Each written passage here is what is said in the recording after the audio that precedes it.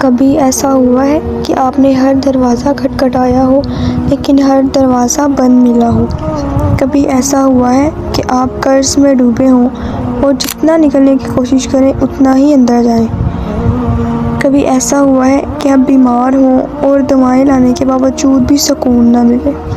یا شاید آپ باہر سے ٹھیک لگ رہے ہوں لیکن اندر سے مکمل ٹوٹ چکے ہوں؟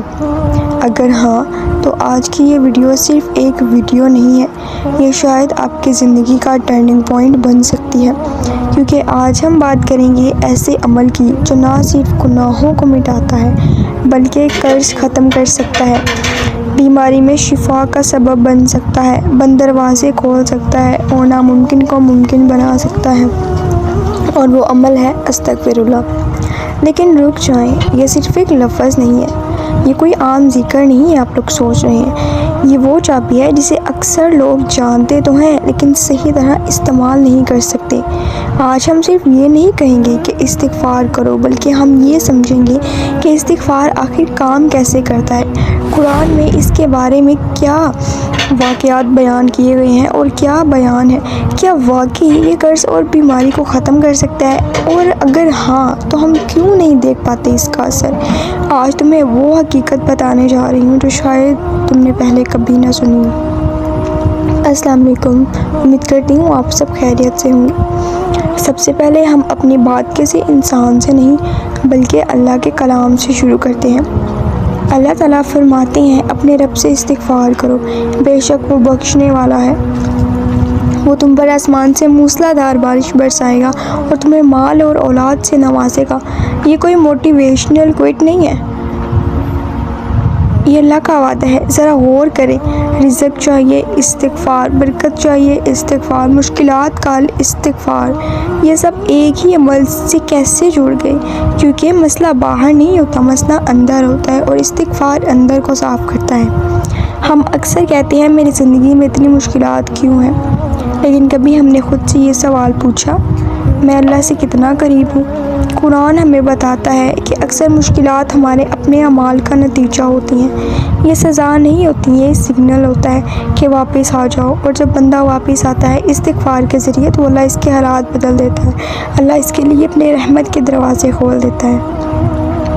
ایک بہت مشہور واقعہ ہے، ایک شخص آیا اور کہا میں قرض میں ڈوبا ہوا ہوں، جواب ملا استغفار کرو۔ دوسرا آیا میرے پاس رزق نہیں ہے، جواب ملا استغفار کرو۔ لوگ حیران ہو گئے، لیکن حقیقت یہ ہے کہ جب گناہ بڑھتے ہیں تو رزق رک جاتا ہے، اور جب بندہ استغفار کرتا ہے تو رکاوٹیں ہٹ جاتی ہیں۔ آج کے دور میں سب سے بڑی بیماری کیا ہے؟ اسٹریس، انزائٹی، ڈپریشن، اور حیرت کی بات یہ ہے کہ اس کا حل صرف دوا نہیں استغفار ہے، جو دل کو سکون دیتا ہے، کیونکہ جب بندہ بار بار کہتا ہے یا اللہ مجھے معاف کر دے تو اس کا دل نرم ہو جاتا ہے اور وہ اللہ کے قریب ہو جاتا ہے، اور جہاں اللہ کی قربت ہو وہاں سکون خود آتا ہے۔ یہاں ایک بہت بڑی غلطی ہوتی ہے ہم صرف زبان سے کہتے ہیں استغفر اللہ، لیکن دل کہیں اور ہوتا ہے۔ اصل استغفار کیا ہے؟ دل سے ندامت، گناہ چھوڑنے کا ارادہ، اللہ پر مکمل یقین۔ جب یہ تین چیزیں مل جائیں تب استغفار معجزہ بن جاتا ہے۔ ایک اہم بات سمجھ لیں، استغفار کوئی جادو نہیں کہ آج پڑھو اور کل سب ٹھیک ہو جائے، یہ ایک پروسیس ہے۔ جیسے جیسے تم اللہ کے قریب آؤ گے ویسے ویسے تمہاری زندگی بدلتی جائے گی، کبھی آہستہ کبھی اچانک، لیکن ضرور بدلے گی۔ اب میں تم سے ایک سوال پوچھتی ہوں، اگر واقعی ایک ایسا عمل ہو جو تمہاری زندگی بدل سکتا ہو تو کیا تم اسے اگنور کرو گے یا اسے اپنی زندگی کا حصہ بنا لو گے؟ آج سے، ابھی سے ایک فیصلہ کرو کہ چاہے کچھ بھی ہو جائے، چاہے دل مانے یا نہ مانے، چاہے حالات جیسے بھی ہوں، میں روزانہ استغفار کروں گا، کم از کم 1000 مرتبہ، اور اگر ہو سکے تو اس سے زیادہ، اور پھر خاموشی سے دیکھیں کہ اللہ تمہاری زندگی میں کیسے تبدیلی لاتا ہے۔ دروازے خود بخود کھلیں گے، مشکلات کم ہوں گی، دل کو سکون ملے گا، اور سب سے بڑی بات تم اللہ کے قریب ہو جاؤ گے۔